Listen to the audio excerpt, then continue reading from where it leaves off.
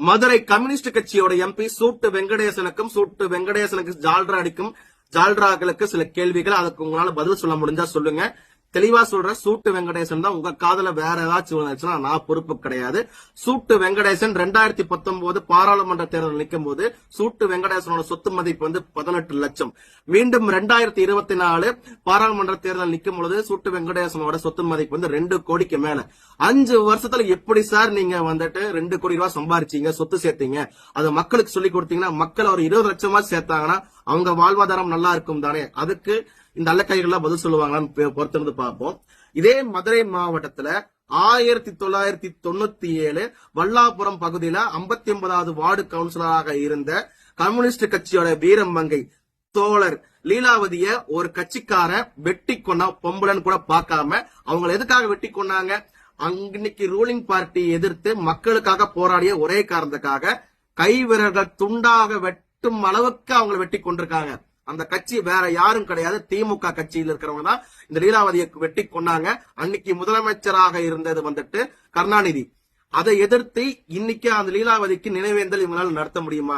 உங்க கட்சியில கூடிய ஒரு பெண்மணியை தானே கொண்டிருக்காங்க. இத்தனைக்கும் அந்த பெண்மணி இந்த கம்யூனிஸ்ட் கட்சியோட எம்பி இருக்கால, சிபிஎம் கட்சியோட உறுப்பினர் தான் அவங்க. சு வெங்கடேசனும் சிபிஎம் தான், இவங்களும் சிபிஎம் தான். இதுக்கு சு வெங்கடேசன் ஏதாச்சும் பதில் சொல்லுவாரா? தெரியல.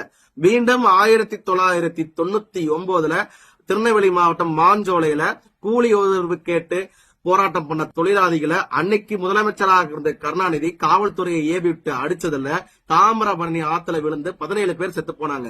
அவங்களுக்காக நினைவேந்தல் இந்த வருஷம் அவங்களால நடத்திட்டு அதுல கருணாநிதிக்கு எதிராக அவங்களால முழக்கமிட முடியுமா? முடியாது. அதே 1968 கீழ்வெண்மணியில 44 பேரை எரிச்சு கொண்டாங்க.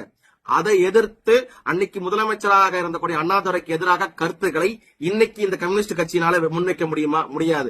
அன்னைக்கு 44 பேர் எரிச்சு கொல்லப்பட்டாங்கல்ல, அவங்களுக்கு எதிராக ஈவே ராமசாமி ஒரு கருத்து சொல்லியிருக்கான். அதை இன்னைக்கு இருக்கக்கூடிய கம்யூனிஸ்ட் கட்சி ஏத்துக்குமா?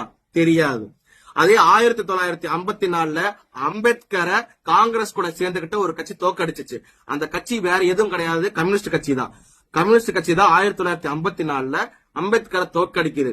இவங்க இன்னைக்கு சொல்றாங்க அம்பேத்கர் எங்களுடைய ஐடியாலஜிக்கல் லீடர்னு. இவங்களை வெக்கமா இருக்கா இல்லையா? எனக்கு இப்ப வரைக்கும் எனக்கு புரியல. இப்போ ஒண்ணு கேக்குறேனே, கம்யூனிஸ்ட் கட்சிக்காரங்க இந்த திமுக ஆட்சி வந்த பிறகு தொழிலாளிகளுக்காக போராடி எதை வாங்கி கொடுத்தாங்க? இப்ப வரைக்கும் விசைத்தறி தொழிலாளர்கள் உண்ணாவிரதம் இருந்துகிட்டு இருக்காங்க, கிட்னி வித்துக்கிட்டு இருக்காங்க, வாழ்வாதாரம் இல்லாம கூலி உயர்வு கேட்டு விவசாயிகளுக்கு வருமானம் இல்லாம கஷ்டப்பட்டுக்கிட்டு இருக்காங்க. அவங்களுக்காக இது சு வெங்கடேசன் ஏதாச்சும் குரல் கொடுத்திருக்கானா? ஒன்னும் கொடுக்க கிடையாது. சும்மா மோடி எதிர்க்கிறேன், பாஜக எதிர்க்கிறேன்றான். நீ அதெல்லாம் அப்புறமா எதிர்க்க, உன் மக்களுக்காக நீ என்ன பண்ணிருக்க அது பதில் சொல்லு பாப்போம். உன் சித்தார்த்தம் சார்ந்து என்னெல்லாம் பண்ணிருக்க அதுக்கு பதில் சொல்லு பாப்போம். நான் கேட்ட கேள்விக்கெல்லாம் பதில் லைனா சொல்லிட்டு வாங்க.